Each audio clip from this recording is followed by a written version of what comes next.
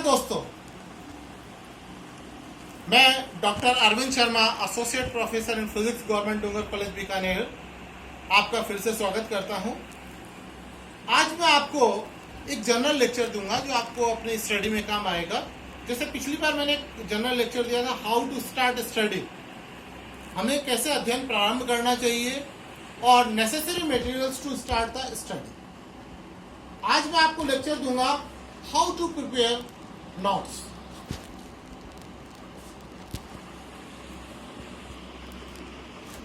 How to prepare notes। Notes कैसे बनाए जाए, एक बहुत महत्वपूर्ण पार्ट है जो सभी विद्यार्थियों के लिए काम आता है, चाहे वो किसी क्लास की स्टडी कर रहे हैं और कंपटीशन में। तो बहुत महत्वपूर्ण पार्ट है कि यदि हमें नोट्स बनाने आते हैं तब हम किसी कंपटीशन को फाइट कर सकते हैं और वहां सक्सेसफुल हो सकते हैं।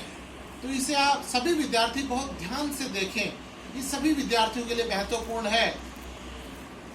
हाउ टू प्रिपेयर नोट्स पे जाने से पहले जो पिछला लेक्चर था जिसमें मैंने आपको बताया था कि कौन कौन सी नेसेसरी मटेरियल हमारे पास से पहले दिन होने चाहिए। मैंने बताया था आपको सिलेबस होना चाहिए, टेक्स्ट बुक होनी चाहिए, टेक्स्ट बुक के अलावा आपके पास में रेफरेंस बुक्स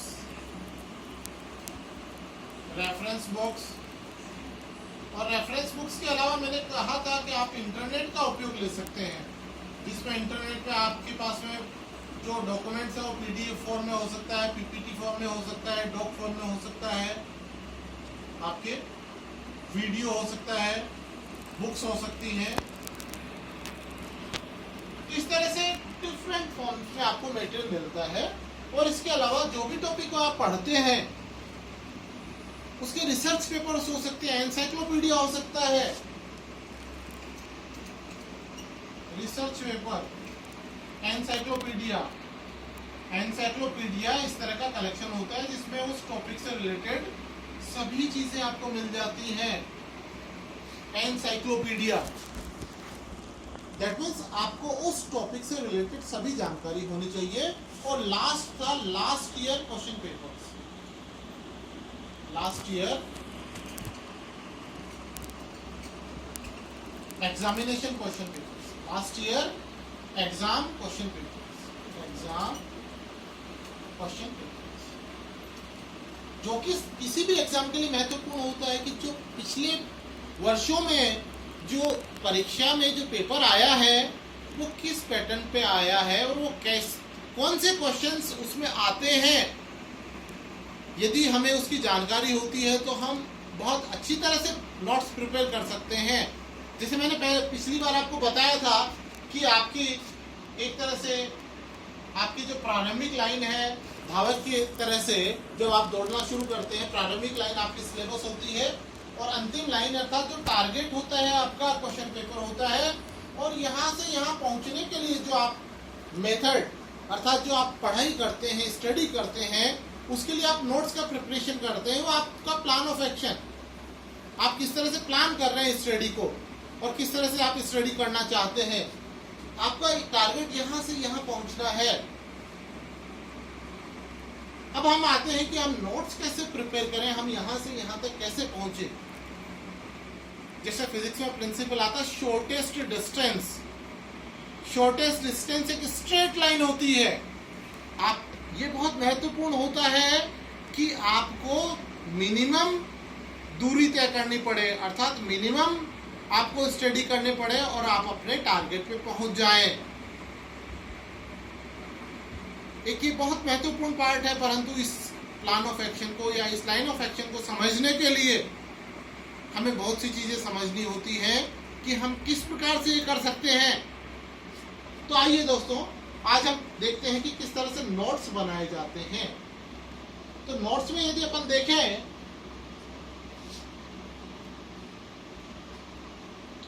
नोट्स बनाने के लिए सबसे पहले आपके पास में कोई भी क्लास हो, कोई भी कंपटीशन हो, आपके पास में सिलेबस हो। आपके पास में क्या होगा, सिलेबस। कोई भी सिलेबस होगा वो चैप्टर फॉर्म में होगा या यूनिट फॉर्म में होगा, या तो वो चैप्टर होगा या तो सपोज कर लीजिए आपने चैप्टर फर्स्ट या यूनिट फर्स्ट आपको स्टार्ट, आपने नोट्स बनाने प्रारंभ करे। सबसे पहले आप क्या करेंगे, write down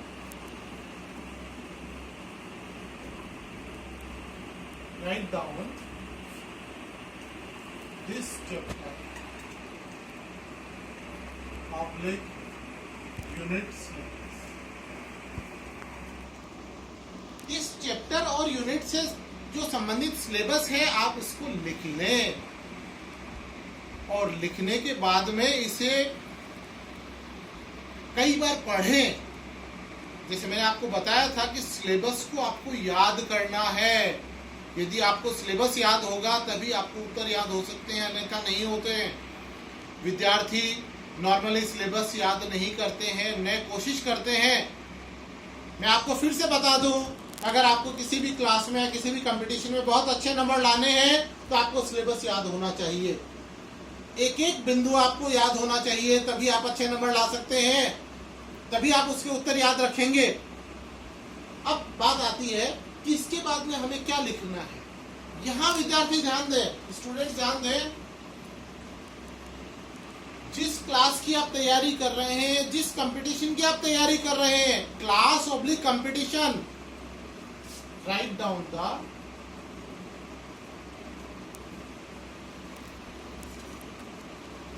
last year exam questions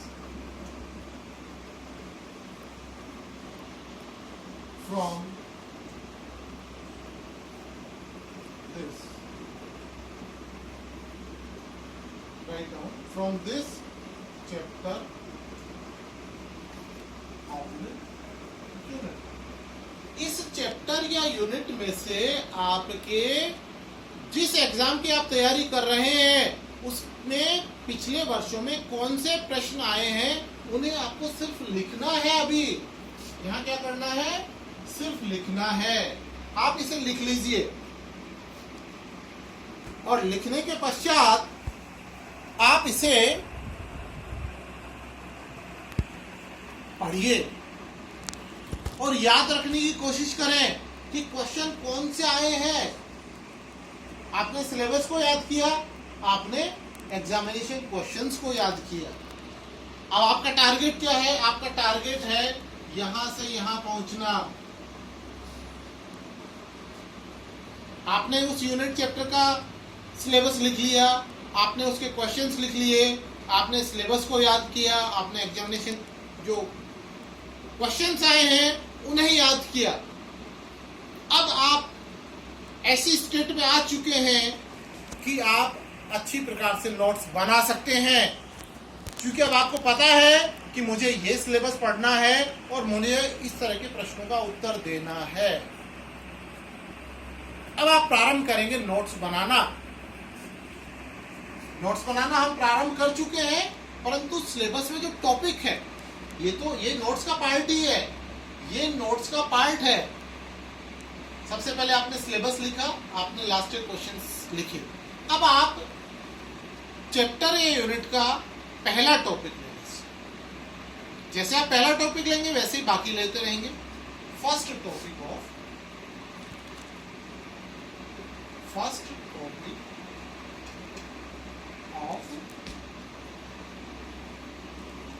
chapter unit, आप इसे लिख लीजिए। जैसे आपने पहला टॉपिक मान लीजिए कि श्रोडिंगर इक्वेशन,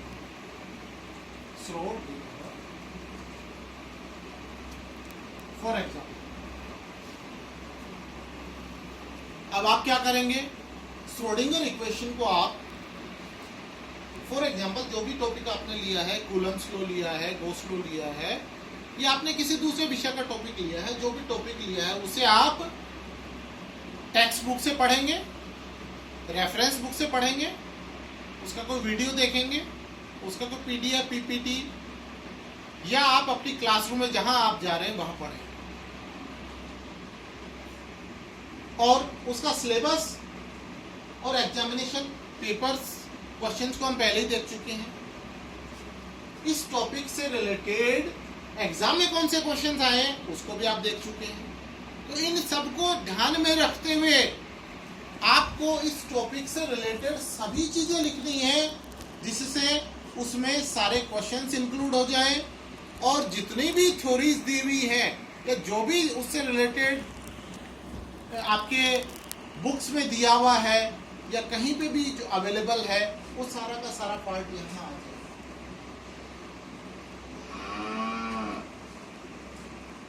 अर्थात आप एक तरह से एनसाइक्लोपीडिया प्रिपेयर कर रहे हैं। आपने जो यहाँ लिखा इस टॉपिक से रिलेटेड, तो आप इतना कुछ लिखिए कि आपको किसी भी बुक की आवश्यकता नहीं हो, न किसी वीडियो देखने की आवश्यकता हो, और आप उसके पश्चात सिर्फ अपनी नोटबुक जो आपने नोट्स बनाए हैं उसे पढ़ेंगे उस एग्जाम से रिलेटेड। इस प्रकार से आप प्रत्येक टॉपिक को तैयार करेंगे। जैसे मैंने बताया एक टॉपिक, वैसे ही सभी टॉपिक आप तैयार करेंगे तो आपके पूरे नोट्स बन जाते हैं। इन नोट्स को मैं कहता हूं स्टेप 1 नोट्स। ये जो नोट्स है वो कौन से नोट्स है? स्टेप 1।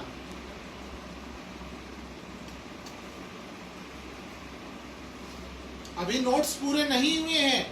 आप सोच रहे होंगे नोट्स पूरे हो गए। आपने बहुत मेहनत की, आपने पूरे सिलेबस को, पूरे एग्जामिनेशन पेपर्स को, टेक्स्ट बुक, वीडियो और रेफरेंस बुक सभी को देखते हुए आपने नोट्स बना लिए। परंतु अभी भी ये स्टेप 1, जैसे आप किसी छत पे चढ़ते हैं तो पहली सीढ़ी आती है, फिर दूसरी आती है, फिर तीसरी आती है। अभी आप सिर्फ पहली सीढ़ी पे चढ़े हैं। अब आपको क्या करना है? अब आप सोच रहे होंगे कि मैंने इतनी मेहनत कर ली, इतने नोट्स बना लिए, फिर भी मेरा काम पूरा नहीं हुआ। आपको स्टेप 2 नोट्स बनाने हैं। स्टेप 2 नोट्स कैसे बनाएंगे? स्टेप 2 नोट्स में आपको स्टेप 2 नोट्स, आपने जो भी नोट्स बनाए हैं, क्योंकि महत्वपूर्ण क्या है, एग्जामिनेशन पेपर्स, एग्जाम में जिस तरह के क्वेश्चंस आते हैं, रिटर्न आते हैं, ऑब्जेक्टिव आते हैं, जिस तरह के आते हैं उस पे आपको इसको कन्वर्ट करना है। अर्थात नोट्स को आपको क्वेश्चन आंसर में कन्वर्ट करना है। आप जैसे सपोज ये टॉपिक है, इस टॉपिक से रिलेटेड जितने भी क्वेश्चंस है, छोटे बड़े जैसे भी है, वो क्वेश्चंस आप लिखेंगे, उस क्वेश्चन को लिखेंगे और उसका आंसर लिखेंगे वर्ड लिमिट के अकॉर्डिंग। जैसे आपने देखा होगा परीक्षाओं में आपकी वर्ड लिमिट दी हुई होती है, तो आप यहाँ पर इसको आंसर्स को लिखते समय वर्ड लिमिट्स में किस तरह से उत्तर दिए जाते हैं, आपको उसके अकॉर्डिंग उत्तर देना है। जैसे आप आईसीएस की तैयारी कर रहे हैं, आप आरएस की तैयारी कर रहे हैं, आप नेट की तैयारी कर रहे हैं, किसी भी एग्जाम की आप तैयारी कर रहे हैं, जैसे नेट का तो ऑब्जेक्टिव होता है आपके, तो ऑब्जेक्टिव वाले का पैटर्न थोड़ा सा डिफरेंट होगा, क्योंकि आपको यहाँ पर इस तरह के नोट्स लिखने की आवश्यकता नहीं है। आपको इसके बाद नेक्स्ट स्टेप 3 वाले नोट्स की अधिक आवश्यकता होती है, उसमें मैं आऊंगा। जहाँ रिटन एग्जाम होता है वहाँ इस प्रकार से आपको जो भी आपने नोट्स बनाए हैं उन्हें क्वेश्चन आंसर में आपको कन्वर्ट कर लेना है। उसके बाद में आप जब रिवीजन करेंगे तो रिवीजन में आपको इसकी आवश्यकता नहीं होगी। आपको सिर्फ ये जो क्वेश्चन आंसर आपने प्रिपेयर करे हैं, आप रिवीजन में उनको पढ़ सकते हैं, क्योंकि आपको एग्जाम में इसी तरह के क्वेश्चंस के आंसर देने हैं और आपने पूरे के पूरे नोट्स को क्वेश्चन आंसर में कन्वर्ट कर दिया। स्टेप 2 नोट्स, स्टेप 2 नहीं, अभी एक स्टेप की और आवश्यकता है, अभी भी स्टेप पूरा नहीं हुआ। तो आप सोच रहे होंगे मैं कितनी मेहनत करूंगा। मेहनत करनी पड़ती है। स्टेप 2 के बाद में आता है स्टेप 3। स्टेप 3 नोट्स में जिस तरह से आप बीमार अगर हो जाते हैं तो डॉक्टर इंजेक्शन लगा देता है, कैप्सूल दे देता है, आप जल्दी से ठीक हो जाते हैं। उसी प्रकार से जब आप कोई परीक्षा देने जाते हैं तो आपको पूरे सिलेबस का रिवीजन करना होता है, जो कि सबसे महत्वपूर्ण पार्ट होता है। बच्चे रिवीजन नहीं कर पाते हैं, इसलिए वो पेपर अच्छी तरह से नहीं दे पाते हैं। अर्थात आपको जो आपने नोट्स बनाए, जो क्वेश्चन आंसर बनाए, अब आपको कैप्सूल नोट्स बनाने हैं, अर्थात शॉर्ट नोट्स बनाने हैं, जिन्हें आपको याद रखना है, जिनसे आप किसी भी तरह के क्वेश्चन का उत्तर दे सकते हैं। अर्थात आपको यहां पर शॉर्ट नोट्स, जिन्हें आप कैप्सूल नोट्स भी कह सकते हैं, ये आपको प्रिपेयर करने हैं। जैसे आप लोगों ने देखा होगा गाइड बुक्स हुई, जिसमें कलर्ड फॉर्म में 2-3 घंटे में रिवीजन के लिए आपको देते हैं कि आप अगर एग्जाम देने जा रहे हैं उससे पहले आप 2 घंटे या 3 घंटे में इसको प्रिपेयर कर सकते हैं। परंतु यदि आपने इसको प्रिपेयर किया है तो आप इसमें उन्हीं चीजों को इंक्लूड कर सकते हैं जो आपको नहीं आती है, जो चीजें आपको पहले से याद हो चुकी हैं और जिन्हें आपको दोबारा से याद करने की जरूरत नहीं है, उन्हें आप यहाँ एस्केप कर सकते हैं। परंतु फिर भी मैं जो कंपटीशन दे रहे हैं, जो नेट का एग्जाम दे रहे हैं, जो आईआईटी की प्रिपरेशन कर रहे हैं, या जो ऑब्जेक्टिव क्वेश्चंस की प्रिपरेशन, जो ऐसा एग्जाम दे रहे हैं जिसमें ऑब्जेक्टिव क्वेश्चंस आते हैं, उनके लिए ये नोट्स बहुत महत्वपूर्ण हो जाते हैं। मैं ये कहूँगा इन नोट्स को आप इस तरह से बना लें कि जिसमें सभी तो कंसेप्ट आ जाए और सारे फॉर्मूले आ जाए।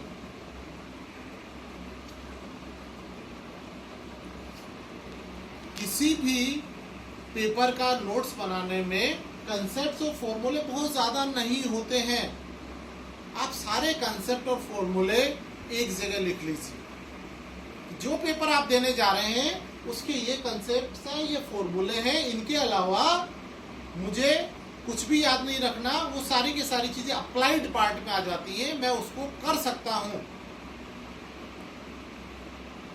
और आईआईटी और नेट, जो हमारा नेट का एग्जाम होता है, कंपटीशन होता है, जो आप हायर एजुकेशन के लिए बहुत महत्वपूर्ण है, गेट का एग्जाम होता है, ये जितने भी एग्जाम्स होते हैं आजकल नॉर्मली सारे के सारे ऑब्जेक्टिव हो गए हैं। तो ये नोट्स जो है बहुत महत्वपूर्ण हो जाते हैं। आप इनको बहुत स्ट्रांग बना सकते हैं, क्योंकि आपको ये नोट्स नहीं बनाने, क्वेश्चन आंसर वाले नहीं बनाने। तो क्वेश्चन आंसर वाले नोट्स नहीं बनाने हैं तो आप इनके स्थान पर ये पहले नोट्स लार्ज रूप में बनाइए। स्टेप 2 जो नोट्स हैं उनको आपको ये बनाने हैं। इससे आप बहुत बड़े फॉर्म में बना सकते हैं, फिर उसको आप इसको शॉर्ट फॉर्म में कर सकते हैं। अर्थात आपने देखा कि किस प्रकार से नोट्स हमें बनाने हैं। स्टेप 1 नोट्स बनाने हैं, स्टेप 2 नोट्स बनाने हैं और स्टेप 3 नोट्स बनाने हैं। अगर आपने ये तीनों स्टेप्स के नोट्स बना लिए, अर्थात तीनों स्टेजेस भी कह सकते हैं, 3 स्टेजेस या 3 स्टेप नोट्स अगर आप प्रिपेयर कर चुके हैं, तो आप किसी भी परीक्षा को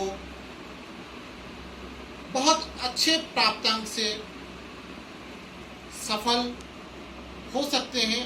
आप उसे सक्सेसफुल हो सकते हैं। आप किसी भी कंपटीशन में और किसी भी परीक्षा को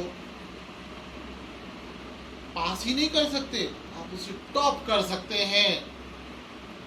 यदि आप इन नोट्स को बनाते समय ये ध्यान करें, यदि आपने ये नोट्स स्वयं बनाए हैं तो आप टॉपर्स में रहेंगे। धन्यवाद दोस्तों, आगे के लेक्चर में फिर मिलेंगे। धन्यवाद।